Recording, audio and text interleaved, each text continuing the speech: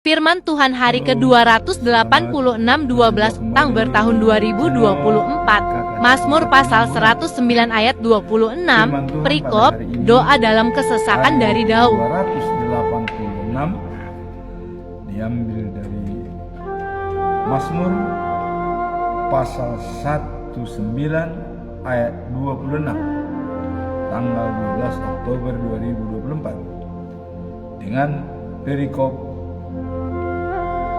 doa dalam kesesakan. Dan dalam ayat intinya, ayatnya adalah tolonglah aku ya Tuhan Allahku, selamatkanlah aku sesuai dengan kasih setiamu. Itulah firman Tuhan pada hari ini. Bacaan pagi diambil dari 2 Korintus pasal 12 ayat 11 sampai dengan 21. Kekhawatiran Paulus mengenai orang-orang Korintus. Bacaan malam 2 Korintus pasal yang keempat, saya ambil dari ayat 16 sampai dengan 18. Hidup dengan beriman. Kita selalu menyampaikan pesan pada bulan Oktober. Apa topik kita dalam bulan Oktober? Yaitu serahkanlah hidupmu kepada Tuhan menjadi persembahan yang hidup dan benar. Kembali kita disuguhi persembahan yang hidup dan benar. Roma 12 ayat 1. Saudara-saudara, demi kemurahan Tuhan Allah, aku menasihatkan kamu supaya kamu mempersembahkan tubuhmu sebagai persembahan yang hidup, yang kudus, dan yang berkenaan kepada Allah. Itu adalah ibadahmu yang sejati. Jadi ibadah yang sejati menurut Paulus adalah menyerahkan hidup kita sebagai persembahan yang hidup dan benar. Apa falsafah daripada hidup dalam Alkitab? Yesus mengatakan, ya, datanglah kepadaku dan percaya kepadaku, kamu tidak akan pernah haus dan lapar. Datang kepada Yesus tidak pernah lapar. Percaya kepada Yesus tidak pernah haus. Artinya dipenuhi, ya, hidup yang kekal dan abadi. Nah, kemudian benar sesuai dengan Alkitab. Apa itu yang kebenaran sesuai Alkitab? Dalam Yohanes pasal 14 ayat 6 dikatakan, akulah jalan, hidup, dan kebenaran. Tak seorang pun dapat melihat Bapa tanpa dengan aku. Ini kata Yesus. Disinilah, ya, hak absolut daripada Yesus Kristus, bahwa tanpa melalui Dia kita tidak bisa sampai kepada Bapa. Kapan pernyataan ini? Setelah Yesus datang ke dunia. Kalau sebelum Yesus ke dunia, masih langsung ya, melalui ya, nabi-nabi dan berhubungan dengan Tuhan Allah.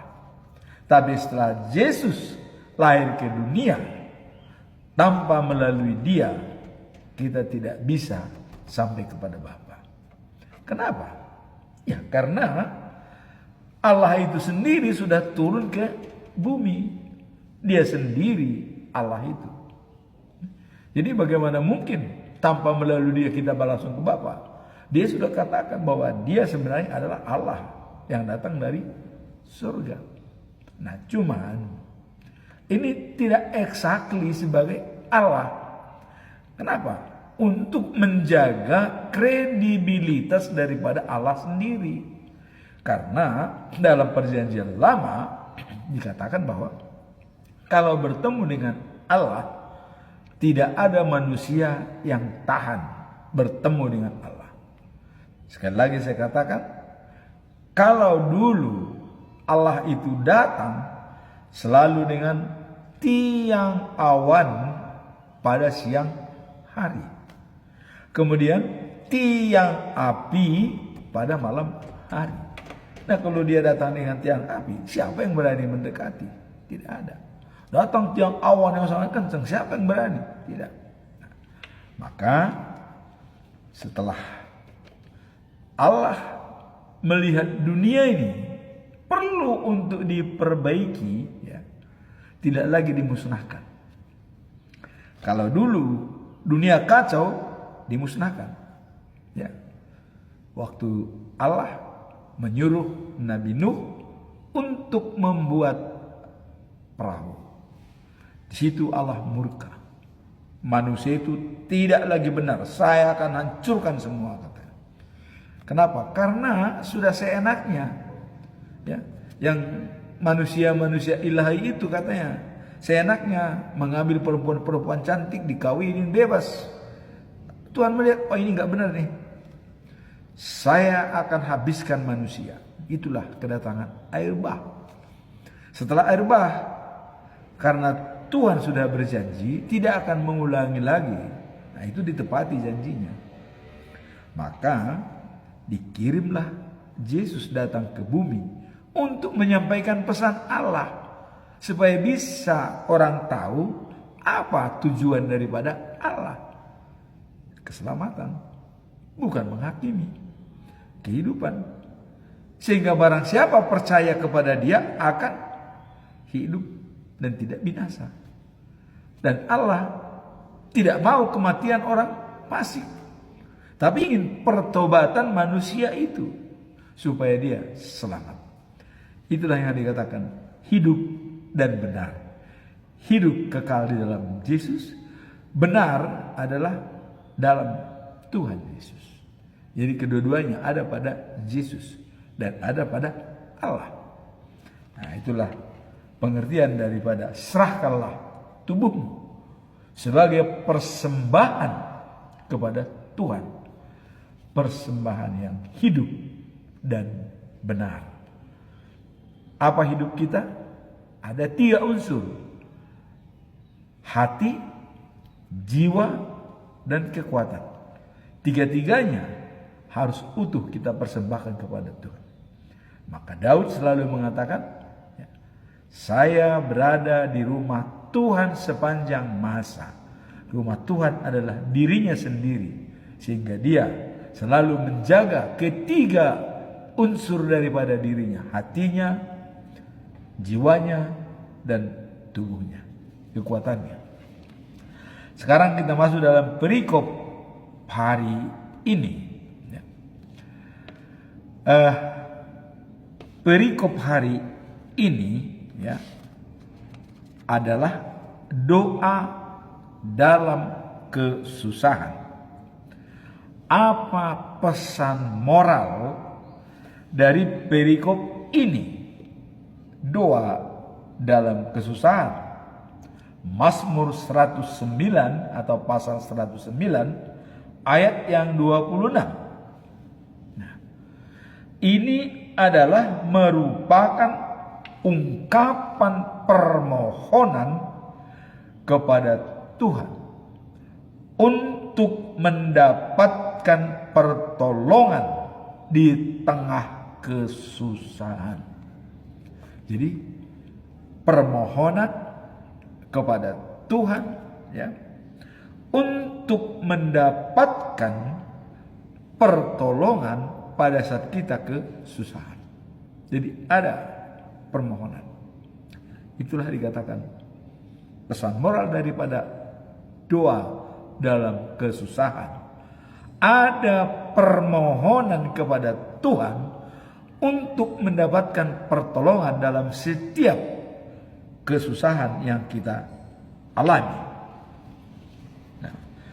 Nah, kemudian Tuhan dalam hal ini adalah sebagai pelindung kita. Dalam konteks ini, doa ini ya menyatakan bahwa pentingnya ya, mengandalkan Tuhan sebagai sumber kekuatan dan pelindung saat menghadapi tantangan hidup. Jadi falsafah ini kita harus menganggap bahwa Tuhanlah sumber kekuatan ya, untuk menolong kita dan sebagai pelindung kita saat menghadapi tantangan hidup. Jadi pentingnya mengandalkan Tuhan sebagai sumber kekuatan dan pelindung saat kita menghadapi tantangan ini. Jadi di satu pihak dia adalah sumber kekuatan dan di pihak lain dia sebagai pelindung kita untuk mendapatkan pertolongan di tengah-tengah kita mengalami kesusahan. Nah, itulah konteks yang bisa dilihat daripada doa minta kepada Tuhan. Mazmur 109 ayat 26 ini ya, bahwa perhatikanlah aku ya Tuhan, kata Mazmur ini, Allahku, dan selamatkanlah aku menurut kasih. Ini doa permohonan Daud. Apa sebabnya Daud menyatakan seperti ini? Karena kita tahu Raja Daud dia sudah berikrar ya, bahwa dalam Mazmur 23 ayat 6 bahwa dia adalah rumah Tuhan dan kebajikan dan kemurahan ada padanya seumur hidup. Nah, kemudian ayat ini menggambarkan bahwa permohonan yang tulus kepada Tuhan untuk mendapatkan pertolongan dan keselamatan dalam setiap kesusahan yang kita hadapi. Dalam konteks ini ya, menekankan pentingnya bersandar kepada kasih setia Tuhan, terutama ketika manusia merasa lemah dan tertekan oleh berbagai tantangan yang dihadapi. Kita tahu pengalaman dari Daud ya. Dia ditekan oleh musuhnya, yaitu bukan musuhnya, artinya temannya sendiri, yaitu Raja Saul sebagai raja. Dia dipakai sebagai panglima untuk maju berperang melawan Palestina. Tapi dia dibenci oleh Saul karena Daud bisa mengalahkan berpuluh-puluh ribu Palestina. Tapi Saul katanya hanya beribu-ribu. Jadi lebih hebat pengaruh Daud daripada Saul. Maka Saul membenci Daud. Nah, maka dengan ada kebencian itu dia selalu diambang bahaya, mau dibunuh oleh Raja Saul. Tapi dia berkawan dengan anaknya Saul, yaitu Jonathan. Nah, sehingga Jonathan bisa menjadi penengah dan bisa mengurangi kemarahan daripada Raja Saul, bisa menunda. Namun walaupun demikian dikatakan oleh Jonathan, Saul tetap hendak membunuh Raja Daud. Dan akhir daripada rencana Raja Saul adalah waktu dia berperang melawan Palestina dan dia terkena panah sehingga dia lari dengan keretanya dan dia mati. Baru Raja Daud lepas dari tekanan. Tapi ada lagi tekanan dari anaknya sendiri, yaitu Absalom untuk mengkudeta Raja Daud.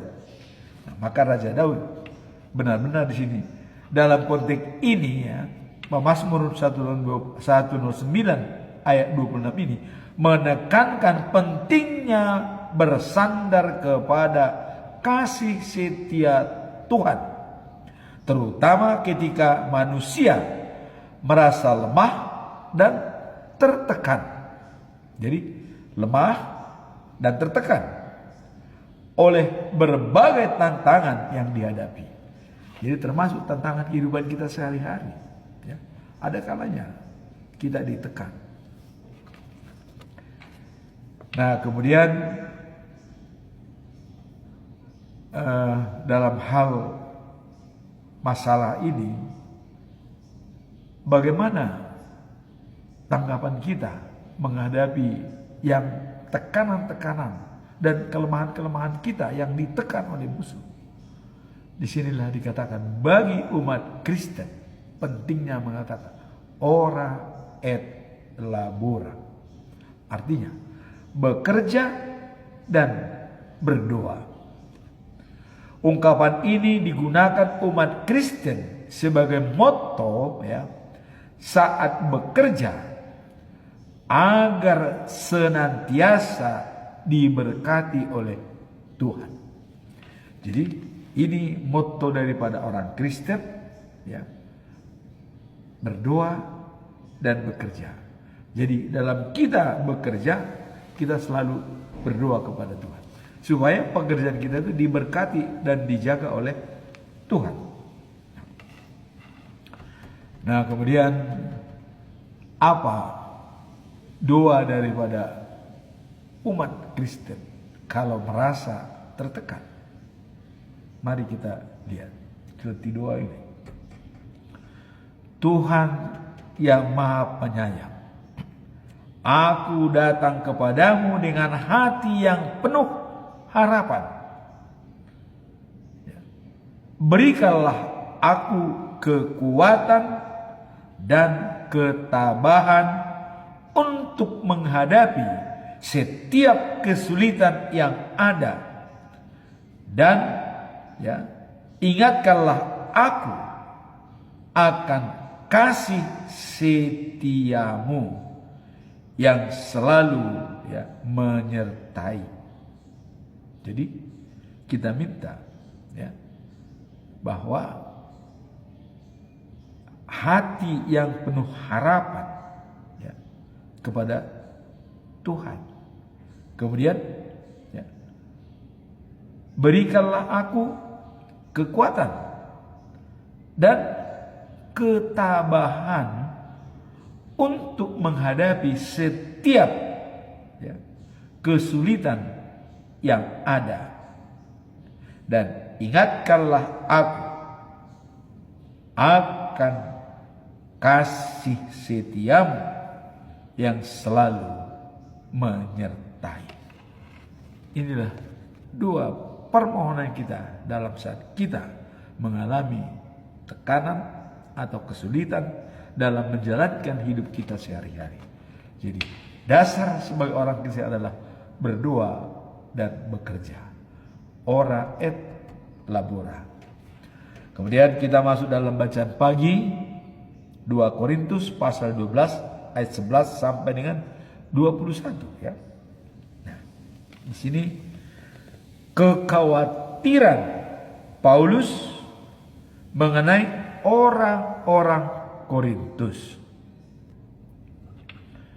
Nah, sekarang kalau kita coba ambil pertanyaan, mengapa Paulus khawatir pada orang-orang Korintus? Dalam 2 Korintus pasal 12 ayat 11 sampai dengan 24. Nah, karena dia merasa ya mereka mungkin tergoda untuk kembali kepada perilaku yang tidak seharusnya dan menjauh dari ajaran yang benar. Inilah kekhawatiran daripada Paulus. Dia khawatir kepada orang-orang Korintus, jemaat yang sudah dibina itu takut tergoda pada ajaran-ajaran sesat. Nah, sehingga ya mereka kembali kepada perilaku lama yang tidak seharusnya. Artinya tidak seharusnya dia kembali, tapi kok bisa kembali? Nah, inilah kekhawatiran daripada Paulus. Nah, dan menjauh dari ajaran yang ya benar. Nah, dia takut bahwa kehadirannya di antara mereka ya yang mencakup berbagai tindakan seperti pencabulan, ketidakbenaran, ya, perpecahan di antara mereka. Nah, ia mengingatkan mereka tentang pentingnya hidup sesuai dengan Injil serta menjaga kesucian dan ya integritas iman mereka. Jadi tetap menjaga kesucian ya dan integritas iman mereka. Nah, karena adanya perbuatan seperti percabulan, ketidakbenaran dan perpecahan yang diakibatkan oleh tadinya tergoda dengan itu. Sehingga dengan kedatangan Paulus dia takut mereka terganggu. Padahal nah di sini Paulus mau menguatkan ya orang-orang Korintus. Nah, sehingga Paulus juga mengingatkan betapa besar kasih dan pengorbanannya bagi mereka. Jadi Paulus juga berkorban, dia membina jemaat ini. Nah, inilah kekhawatiran Paulus, jangan sampai mereka pergi lagi ke habit yang lama ya, yang tidak percaya kepada Tuhan. Paulus sudah berkorban untuk membina mereka. Nah, inilah maka Paulus mengatakan kekhawatirannya. Nah, kemudian ayat Alkitab 2 Korintus pasal 12 ayat 20 sampai 21, karena aku takut bahwa sekiranya aku datang aku tidak ya menemukan kamu seperti yang aku inginkan, tetapi aku takut bahwa akan ada ya pertengkaran, cemburu, ya, kemarahan dan perselisihan, fitnah, ya. Nah, kemudian kesombongan dan kekacauan di antara kamu. Jadi adanya perselisihan. Ya. Ini Paulus mengatakan ya, aku takut bahwa sekiranya aku datang aku tidak menemukan kamu seperti yang aku inginkan. Tetapi aku takut ya bahwa akan ada pertengkaran, cemburu, kemarahan, perselisihan, fitnah, ya, dan kesombongan, ya, dan kekacauan di antara kamu. Ini yang kekhawatiran daripada Paulus. Nah, kemudian perasaan Paulus khawatir terhadap orang-orang Korintus merupakan refleksi dari kasihnya yang mendalam. Ia tidak ingin kedatangannya menjadi momen penyesalan, melainkan kesempatan untuk memperbaiki dan memperkuat iman mereka. Jangan sampai kedatangan dia itu adalah momen dari perpecahan, tetapi biarlah untuk saling menguatkan dan, ya, memperbaiki, ya, dan memperkuat iman percaya mereka. Inilah yang dikatakan kekhawatiran akan berbagai perilaku negatif yang mungkin muncul di tengah jemaat, menunjukkan betapa pentingnya Paulus untuk melihat jemaat hidup dalam kebenaran dan kasih sesuai Injil. Nah, jadi inilah yang akan diharapkan oleh Paulus. Dia ingin datang melihat jemaat hidup dalam kebenaran dan kasih sesuai dengan Injil. Jadi tidak tergoda dengan yang lain. Itulah yang dikatakan kekhawatiran Paulus kepada orang-orang Korintus. Dia ingin menguatkan kembali iman mereka supaya tidak tergoda kepada perilaku-perilaku yang sudah ditinggalkan oleh mereka. Nah, kemudian sekarang kita masuk dalam bacaan malam, ya, yaitu diambil dari 2 Korintus pasal 4 ayat 16 sampai dengan 18. Apa pesan moral dari perikop hidup dalam beriman? Dalam 2 Korintus pasal 4 ayat 16 sampai dengan 18. Apa pesan moral dari ayat tersebut? Dikatakan bahwa hidup beriman. Nah, perikop ini menggambarkan pentingnya hidup dengan iman. Iman percaya. Jadi kalau kita hidup tanpa ada iman, ya susah. Karena hanya dengan iman kita diselamatkan. Ya, Martin Luther mengatakan sola fide. Kita diselamatkan dengan iman. Nah, kalau kita tidak punya iman, dari mana bisa kita diselamatkan? Walaupun, ya, keselamatan itu anugerah, ya. Keselamatan itu anugerah bagi semua manusia. Tapi keselamatan itu diambil dari kita mempunyai iman. Karena tanpa iman kita tidak bisa mendapatkan keselamatan. Apalagi iman tanpa perbuatan, dilanjutkan lagi, tidak ada artinya. Jadi di sini dikatakan Paulus bahwa ayat ini diingatkan bahwa Paulus dalam segala kesengsaraan yang dialami, ya, saat ini tidak sebanding dengan kemuliaan yang akan dinyatakan kepada kita di masa depan.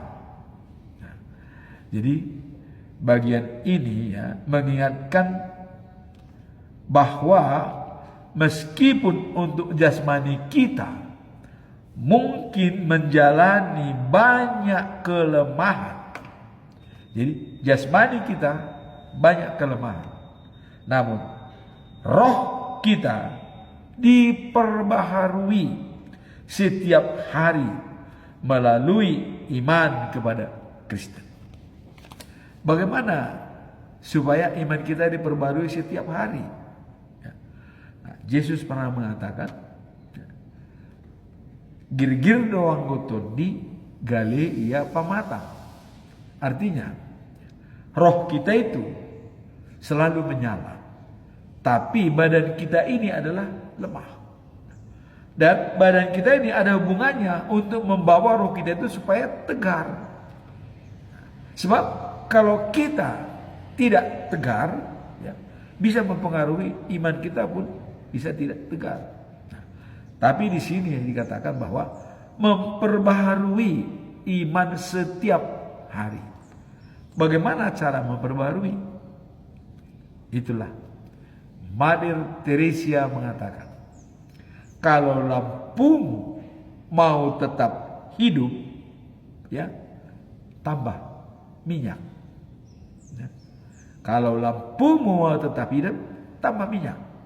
Nah, ini pun kalau iman kita mau diperbaharui, baca firman Tuhan setiap hari. Ya. Bahkan Almanak HKBP sudah memberikan petunjuk, sudah memberikan satu metode ayat hari ini, bacaan pagi dan bacaan malam. Sudah ada.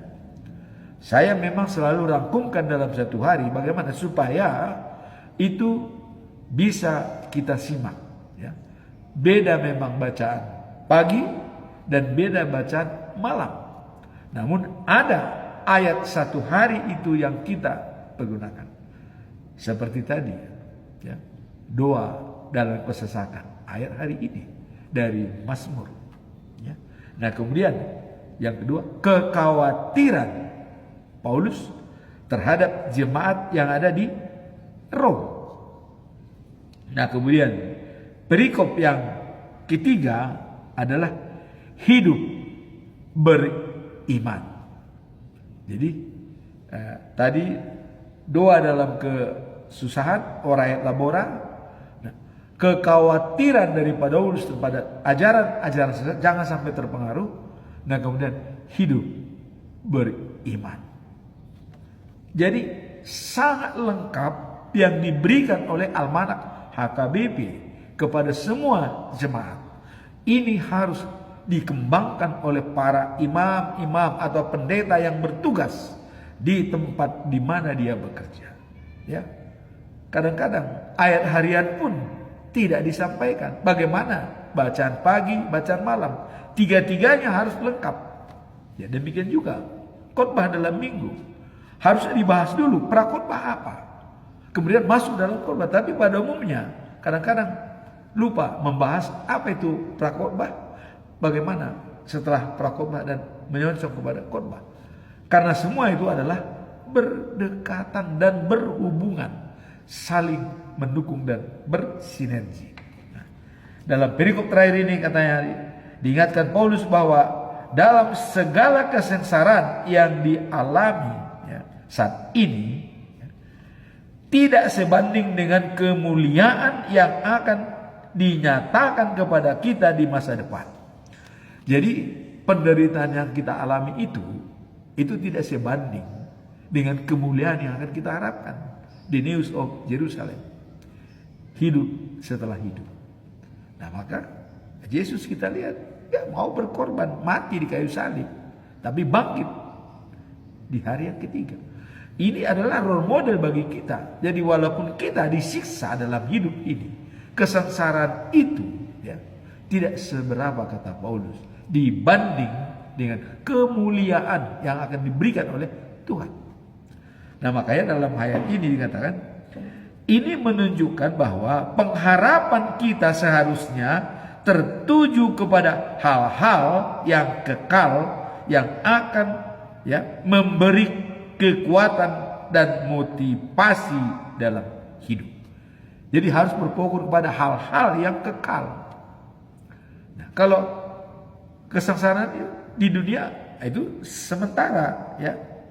Jadi dia menekankan, ya, perlunya fokus pada hal-hal yang tidak kelihatan, yaitu harapan dan janji Allah, ya, daripada hal-hal duniawi yang bersifat sementara. Jadi harus kalah duniawi. Jadi Paulus mengatakan hal-hal janji Allah Seperti Tuhan mengatakan, aku datang kedua kali. Kemudian barang siapa datang kepadaku tidak akan kelaparan. Barang siapa percaya kepadaku, kata Yesus, tidak akan kehausan. Kenapa disinonimkan antara lapar dan haus? Karena inilah yang membuat hidup manusia di dunia ini. Tanpa makan, tanpa minum, mati. Nah sekarang Yesus mengatakan, akulah roti hidup. Ya, akulah roti hidup. Nah, jadi jelas dikatakan bahwa akulah roti hidup. Ya. Barang siapa datang kepadaku, tidak akan kelaparan. Barang siapa percaya kepadaku, tidak akan kehausan. Jadi kekal selama-lamanya. Nah, disinilah Paulus. Itulah hal-hal yang tidak kelihatan, ya. Yang tidak kelihatan tapi dirasakan oleh pikiran kita. Jadi yang bersifat sementara di dunia ini, kesengsaraan, penderitaan, itu artinya harus bisa kita mengendalikannya dan harus membandingkan kehidupan yang kekal selama-lamanya. Nah, inilah dikatakan bahwa kita, ya, berfokus pada tujuan akhir hidup kita, bukan tujuan sementara.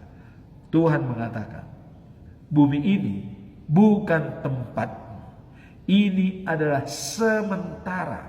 Nah, maka kematian itu tidak perlu kita tangisi secara rohani, tapi secara daging, ya berpisah dengan sejawat, itu memang penting. Tapi secara rohani, ya, sama dengan seperti Daud. Waktu anaknya meninggal, dia tidak menangis. Bahkan dia pakai baju, makan dan minum. Pada waktu sakit, dia berpuasa, nangis sejadi-jadinya. Dengan harapan anaknya bisa hidup. Nah, tapi begitu mati, apa dikerjakan? Dia pergi ke rumah Tuhan, berdoa. Ya. Ditanya oleh panglima, kenapa Tuhan pada waktu sakit menangis sejadi-jadinya? Puasa 7 hari 7 malam. Begitu meninggal, bahkan Tuhan pakai baju, makan, minum, minta, tidak puasa lagi. Seolah-olah Raja Daud senang kalau anaknya meninggal. Nah, padahal ini bukan begitu, karena Raja Daud sudah mengatakan, dia tidak bisa kembali kepada saya. Saya yang harus mengikuti dia. Lantas, apakah saya harus bersedih? Inilah jaminan dari Daud bahwa memang segalanya itu sudah dimiliki Tuhan. Jadi kalau ada saudara kita, ya, yang meninggal, walaupun itu kita sayangi, kita kasihi, itu adalah milik Tuhan. Bahwa dunia ini bukan tempat tinggalnya, dan dia berangkat ke tempat tinggal yang sebenarnya. Kenapa harus kita worry? Kenapa kita harus tangisi? Ya, kita menangis boleh, karena Yesus yang mengatakan, bersedihlah kepada orang yang sama dengan bersedih, tapi tidak larut. Ya, tidak larut, tidak terbawa arus, bahkan kita menjadi lemah. Jangan. Kita menangis, kita sayang, oke. Tapi itu adalah menguatkan iman, kepercayaan kita kepada Tuhan. Makanya tadi dikatakan Paulus kan hidup beriman. Kalau iman percaya, ya, kita tidak akan lemah. Dan kita memfokuskan kepada hal-hal yang tidak kelihatan, yang lebih sempurna, kekal dan abadi, yaitu janji Tuhan bahwa perjamuan pesta akan diadakan di Sion. Ya. Perjamuan pesta dengan menyiapkan makanan yang lezat-lezat, daging-daging yang gemuk-gemuk, dan anggur yang berkualitas. Kapan kita memenuhi undangan tersebut? Ya, itu tergantung daripada Tuhan. Karena ada kalanya Yesus datang pada saat kita masih hidup untuk menjemput orang yang mati dan yang hidup. Jadi ada manusia masih hidup, kedatangan Tuhan itu ada manusia hidup, ada manusia meninggal. Nah, terus bagaimana situasi kita? Apakah kita pada saat meninggal Tuhan datang? Ya, itu biasa saja. Ya. Karena setiap orang meninggal, Yesus mengatakan dia bukan mati tapi tidur, katanya. Dia tidur. Nah, tapi dalam lebih mendalam lagi, beristirahat dengan damai. rest in peace. Nah, itulah firman Tuhan pada hari ini. Pertama tadi kita diminta untuk doa ya, dalam kesesakan, yaitu selalu ora et labora. Sebagai orang Kristen, itu adalah tugas utama, bekerja dan berdoa. Nah kemudian seperti kekhawatiran Paulus ini juga bisa kepada kita. Kita bisa lengah ya. Jadi harapan Paulus ini bukan hanya kepada jemaat Korintus, juga kepada kita. Kita bisa saja lengah dengan ajaran, godaan, stimulus ya. Karena ya, jangankan sebagai jemaat, pendeta pun bisa terganggu oleh stimulus. Ya contoh, pada saat mau menguburkan mayat, dia terganggu oleh barang. Tugas utama tidak dijalankan. Nah itu juga tanda tanya. Nah, kita harus berfokus kepada tujuan air hidup kita. Maka menjaga badan kita sebagai rumah Tuhan. Ya. Diri kita sebagai rumah Tuhan. Kekuatan, jiwa, dan hati kita. Itu adalah rumah Tuhan. Seperti Daud. Nah kemudian dalam perikop yang ketiga tadi dikatakan bahwa ya, hidup beriman. Artinya kita diselamatkan karena kita mempunyai iman. Kalau kita tidak punya iman, keselamatan itu tidak akan pernah ada.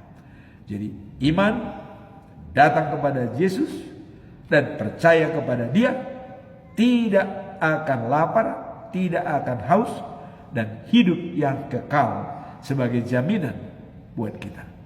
Apalagi Yesus sudah mengatakan, akulah jalan, hidup, dan kebenaran.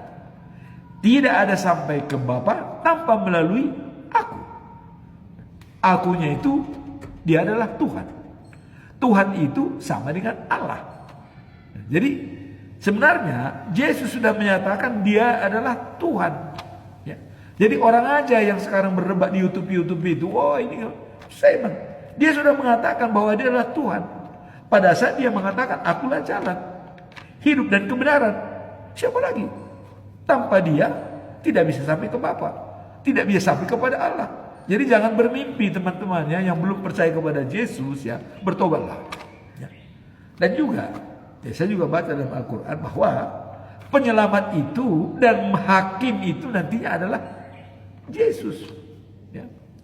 Nah, kemudian bagaimana kita bisa dihakimi kalau kita tidak kenal Yesus? Kenal Yesus, kita bisa dihakimi. Tanpa kenal Dia, bagaimana bisa kita dihakimi?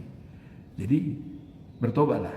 Bagi yang belum percaya kepada Yesus, saya katakan percaya kepada Dia sebagai jalan, hidup, dan kebenaran. Tanpa Dia tidak bisa sampai kepada Allah Bapa. Gak bisa. Karena Dia sendiri Tuhan kok. Orang Dia Tuhan, kok gak percaya sama Dia? Udah katakan, tidak bisa sampai kepada Bapa tanpa melalui aku. Orang Dia sendiri Tuhan. Cuman kita ini masih pikirannya masih ngawur semua. Ini terjemahan. Terjemahan apa? Orang Tuhan mengatakan kok. Nah seperti waktu kejadian-kejadian itu semua ditulis oleh para rasul, itu pada saat mereka bersama dengan Yesus. Coba waktu dibaptis di Sungai Yordan, apa yang terjadi? Jadi kalau teman-teman yang belum percaya kepada Yesus melihat waktu dia dibaptis, apa yang terjadi? Langit terbuka. Bagaimana pernah langit terbuka?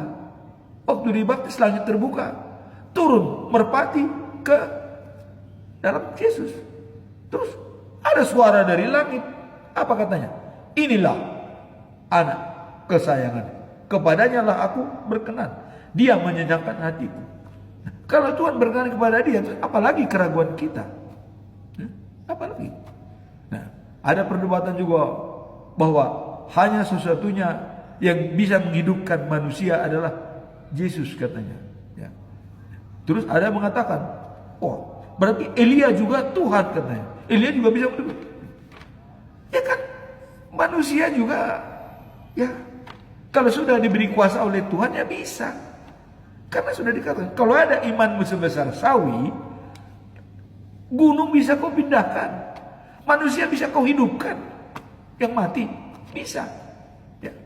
Jadi itu sudah dikatakan kalau ada iman kepercayaan kita sebesar sawi pun, tapi tetap jangan sekarang iman kita besar, besok kita sudah hilang, ya. Jadi tidak menetap. Elia dia menetap, makanya dia bukan mati. Elia naik ke surga kok diangkat oleh Tuhan, ya. Mari kita berpikirlah kepada apa yang berdebat di YouTube itu ya, mempersalahkan Elia bisa menghidupkan, terus Elia juga Tuhan.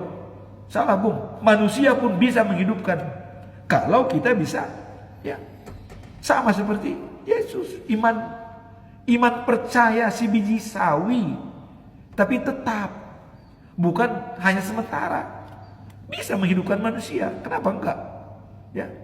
Ada enggak? Coba siapa yang bisa imannya? Bisa. Gunung bisa dipindahkan, manusia pun bisa dihidupkan. Ya. Elia bisa menghidupkan manusia, ya, karena dia memang imannya dia tetap.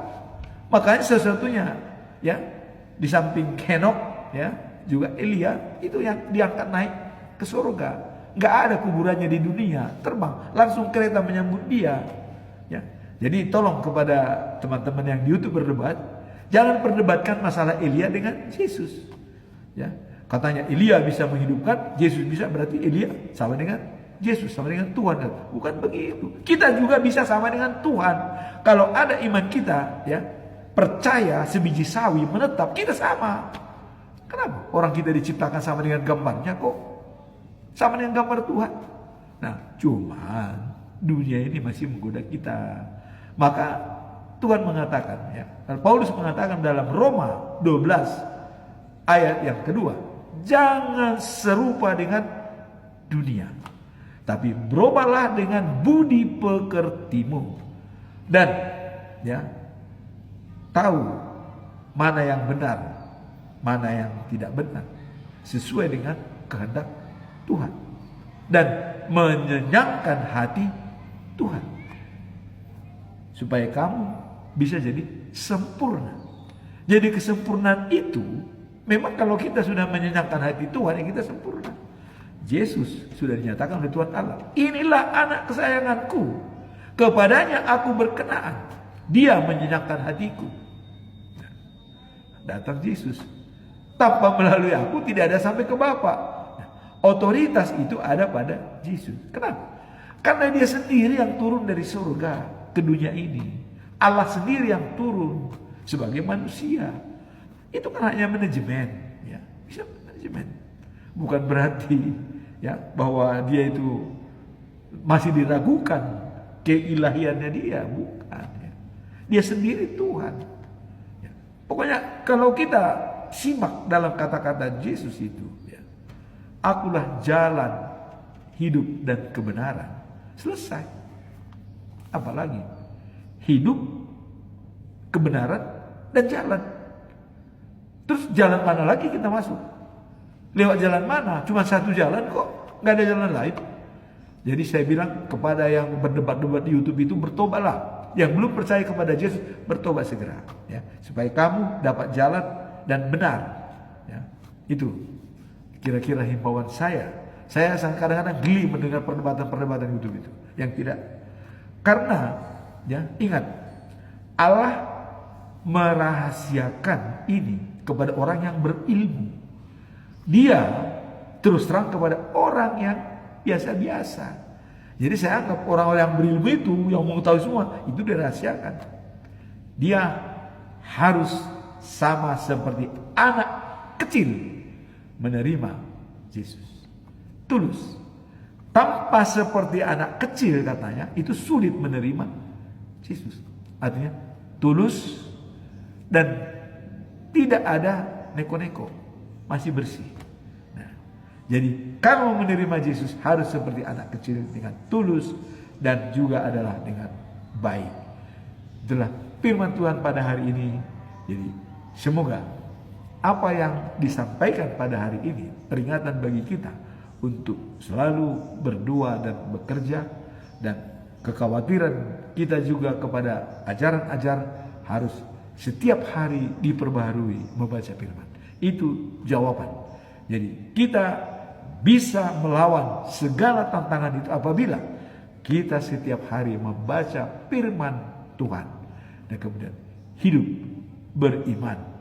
Karena dikatakan oleh Martin Luther, sola gratia, keselamatan, anugerah dari Tuhan itu hadiah. Nah kemudian kita bisa menerima hadiah itu apabila kita beriman. Kita bisa beriman apabila kita baca Alkitab. Ya, sola scriptura. Kalau tidak baca Alkitab, sulit kita beriman. Jadi jangan dikatakan ini palsu, ini palsu. Tidak ada palsu dalam Alkitab ya.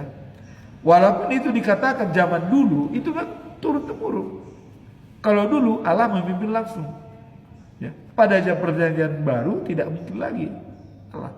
Maka dikirim utusannya sebagai wakil dia, sebagai dia sendiri. Ya. Jadi jangan salah ya. Nah kemudian pada Tuhan Yesus bangkit, berarti ada kekosongan di dunia. Ya. Nah maka disitulah dia menjanjikan Roh Kudus untuk penolong. Nah makanya ada 3 Trinitatis ya, bahwa Allah Bapa, Yesus Kristus, dan Roh Kudus. Ini 3 dimensi yang bersatu. Maka dalam TikTok saya selalu saya bikin ada 3 gambar ya. Di dalam depannya ada globe dunia adalah kita. Kemudian ada 3 dimensi, 3 sama sisi, segitiga sama. Itulah Trinitatis. Kemudian ada segi 4, itulah the news of Jerusalem. Jadi dari dunia melalui Trinitatis baru kita di the news of Jerusalem. Demikianlah firman Tuhan pada hari ini. Tuhan memberkati kita semua. Amin.